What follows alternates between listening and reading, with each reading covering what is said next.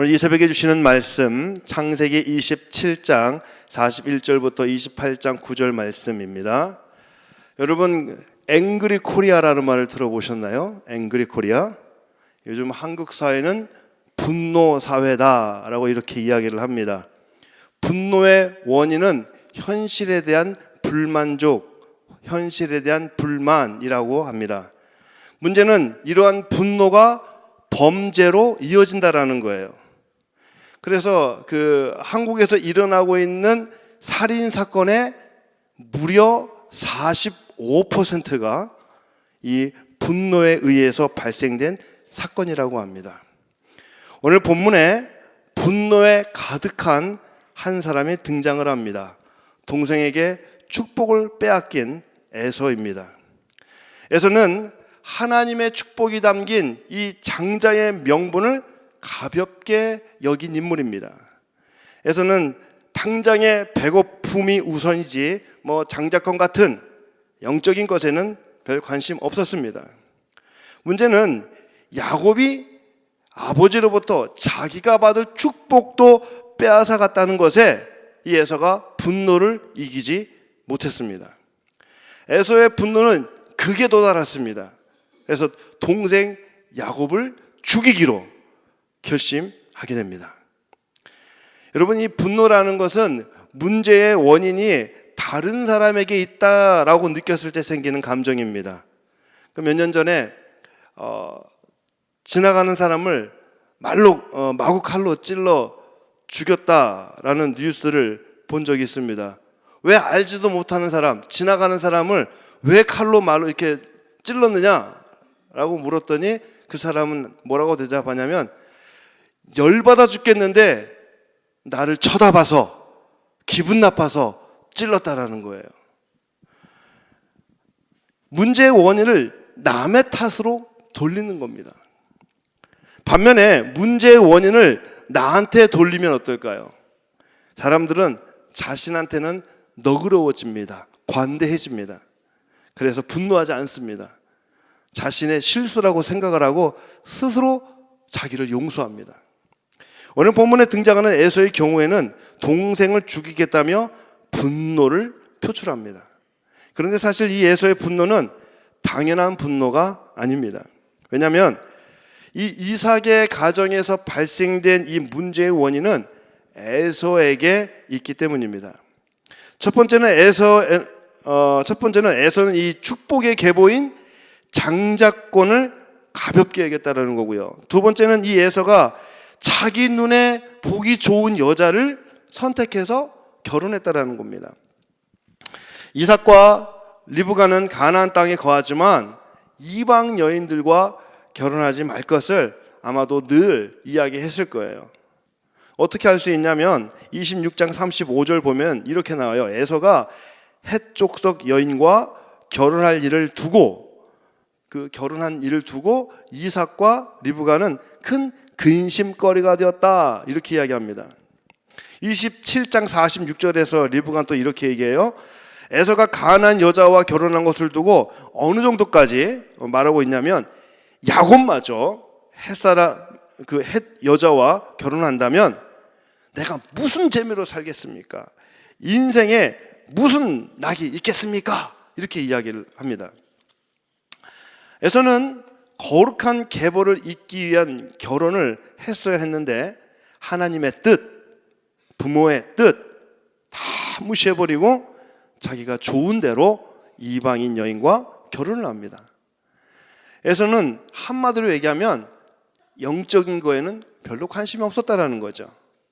사실 이 부분에서 분노를 하려면 이 이삭과 리브가가 이 거룩한 분노를 좀 했어야 됩니다. 이 부분에 있어서는. 여러분, 또 한 가지 에서의 분노가 당연하지 않는 이유는 장자권에 대한 어서리티가 에서에게 있지 않고 하나님께 있다라는 겁니다. 에서는 축복의 대상일 뿐이지 축복의 결정권자가 아니에요. 권한이 없습니다. 그러니까 하나님께서 야곱을 축복하신다 그러면 that's it, 된 겁니다. 끝입니다. 왜 나에게 축복을 주셔야지 왜 야곱에게 축복을 주십니까? 그 장자권 그거 내 건데 그 야곱이 훔쳐갔다니까요. 그렇게 말할 자격이 없는 거예요.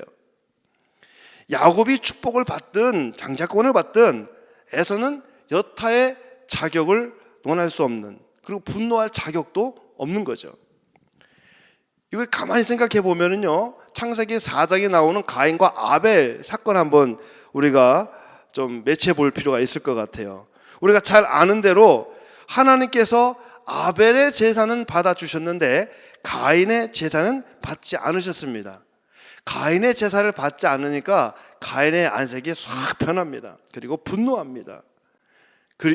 급기야 들에서 동생 아벨을 돌로 쳐 죽이게 됩니다. 여러분, 분노가 잉태하면 죄를 낳습니다. 분노를 잉태하면 죄를 낳습니다. 그런데요, 성경은 분을 품어도 죄를 짓지 말아라 이렇게 이야기합니다. 에베소서 4장 26절 말씀입니다. 분을 내어도 죄를 짓지 말며 해가 지도록 분을 품지 말고 이렇게 말씀하죠. 여러분, 저도 그렇고 우리 모두 화가 날 수 있어요. 화날 수 있습니다. 그러나 화가 죄로 이어지지 않도록 우리는 말씀과 기도로 다스릴 수 있어야 됩니다. 사실 에서가 팔아버린 이 장자권은요, 에서 것이 아닙니다. 하나님은 리브가에게 나타나셔서 큰 자가 어린 자를 섬길 것이다 라고 말씀하시죠. 하나님의 계획은 야곱이 축복을 받는 겁니다.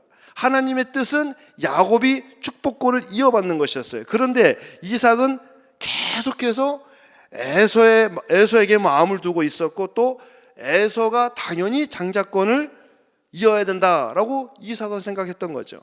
그래서 에서 역시도 그 장자권은 내 거야 라고, 자신의 것이라고 생각을 했습니다. 그런데 리브가는 달랐습니다. 리브가는 하나님께 약속을 직접 받았습니다. 하나님은 에서와 야곱을 향한 하나님의 계획을 리브가에게 말씀해 주셨어요. 제가 상상력을 좀 동원해 보면 아마도 이 하나님을 만난 이때부터 리브가가 야곱을 마음에 두고 정말 밤낮 없이 기도했을 겁니다. 물론 성경을 읽다 보면 이 리브가가 이 에서를 편애하는 그러한 모습도 얼마든지 볼 수가 있습니다. 에서가 야곱을 죽이겠다고 맘먹었을 때, 바로 그때 이 어머니 리브가가 에서의 이 분노의 말을 듣게 되죠. 리브가는 이 야곱을 살리기 위해서 일단 야곱을 밧단 아람으로, 오빠가 살고 있는 라반이 살고 있는 밧단 아람으로 피신시키기로 합니다. 리브가의 생각은 이런 거죠. 에서의 분노가 가라앉고 나면, 며칠 지나고 나면 괜찮아질 거야. 그때 야곱을 다시 불러올 생각이었어요.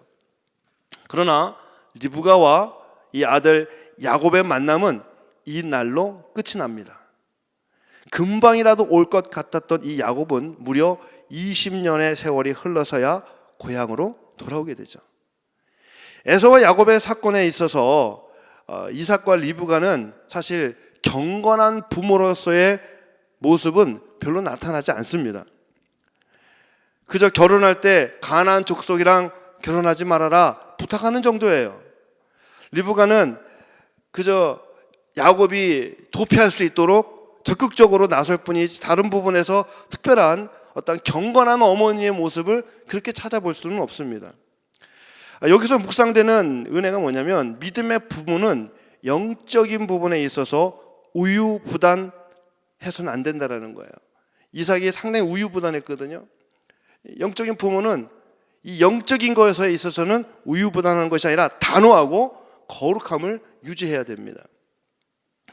이삭과 리브가는 에서가 이방 여인과 결혼하는 것을 두고 근심거리가 되었다고 이야기해요. 이삭과 리브가는 에서가 영적인 일에 대해서 좀 더 이렇게 애쓰고 노력하고 수고하도록, 또 그 거룩함을 가지고 야단치고 분노하고 이런 것은 없었습니다. 굉장히 우유부단했습니다. 이게 문제라는 거죠. 여러분, 신앙은 타협이 없습니다. 믿음의 부모는 자녀들의 이 영적인 부분에 있어서 타협을 해서는 안 되는 거예요. 저와 제 아내는 자녀를 양육함에 있어서 철저하게 영적인 사람으로 양육하자라는 겁니다. 그런 교육의 가치를 가지고 아이를 키우고 있는데, 저희 가정은 매일 모여서 온 가족이 같이 큐티를 쉐어를 합니다. 그리고 일주일에 한 번씩 꼭 가족 예배를, 1시간씩 꼭 가족 예배를 드려요. 근데요, 아이고 목사님 가정이니까 어렵지 않겠네요. 어려워요. 힘들어요. 쉽지 않아요. 아이들이 클수록 더 어려워요. 왜냐하면 아이들이 클수록 학업의 분량이 많아지고 또 활동 범위가 넓어지다 보니까 가족이 모여서 무엇을 한다는 것이 쉽지만은 않습니다. 그럼에도 불구하고 영적인 일, 하나님과 교제하고 예배하는 일, 절대로 게을리하면 안 되겠다라고 저희들 스스로 몸부림치고 있는 겁니다. 저희 부부는 신앙 교육에 있어서만큼은 매우 단호하고 엄중합니다. 절대 타협하지 않습니다. 때로 이런 저희 부부를 두고 어떤 분들은 너무 스트릭하게 애들 키우는 거 아니냐고, 너무 이렇게 신앙을 강압적으로 또 주입적으로 그렇게 하는 것이 아니냐고 이렇게 이야기하는 분들도 있습니다. 그러나 말씀 안에서 온전히 양육해야 아이들의 영적인 인생을 낭비하지 않겠다라는 거죠. 그렇지 않으면 야곱처럼 20년을 빙빙 돌면서 영적인 인생을 낭비할 수도 있다라는 겁니다. 에서는 야곱이 떠난 뒤에 분노를 가라앉히고 자신을 돌아봅니다. 가나안 여인과 결혼한 것이 부모에게 근심거리가 된 것을 알고는 이번에는 아브라함의 또 다른 아들 이스마엘의 딸과 결혼을 합니다. 이 결혼은 이 에서가 나름대로 부모를 기쁘게 하려고 한 결혼이에요. 뒤늦긴 하지만 에서의 변화된 모습을 볼 수 있는 장면입니다. 제가 이렇게 신방을 하다 보면 종종 만나는 어르신들 가운데 이런 말씀을 하는 분들이 계세요. 목사님, 나는 안 늙을 줄 알았어요. 나는 건강할 줄 알았어요. 젊었을 때 나는 정말 열심히 살았습니다. 자식이 어떻게 크는 줄도 모르고 정말 열심히 살았습니다. 사실 그때는 교회도 신앙도 별로 내게 중요하지 않았습니다. 그때는 그저 이민 와서 어떻게든 살아보려고, 빨리 적응해 보려고, 어떻게든 집장만 좀 해보려고, 어떻게든 이 사업장 잘 운영해 보려고, 그것이 내 인생의 골이었습니다. 이렇게 말합니다. 그런데 나이 먹고 나니까 너무 후회됩니다.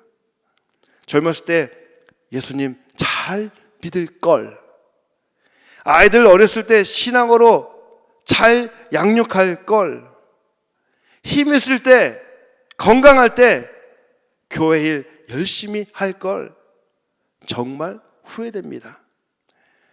나이 들어서 하나님 앞에 갈 날 점점 가까이 오니까 부끄러운 신앙만 남았습니다. 그래, 이제라도 다른 건 제가 할 게 없고 주일날 교회라도 안 빠지려고요, 이렇게 말씀하십니다. 저는 이런 어르신들의 솔직한 고백을 들으면서 참 은혜를 많이 받습니다. 그리고 저도 이런 생각을 해요. 한 번 사는 인생 뒤늦게 후회하지 말자. 내일이 아니라 오늘 영적인 최선을 다하자.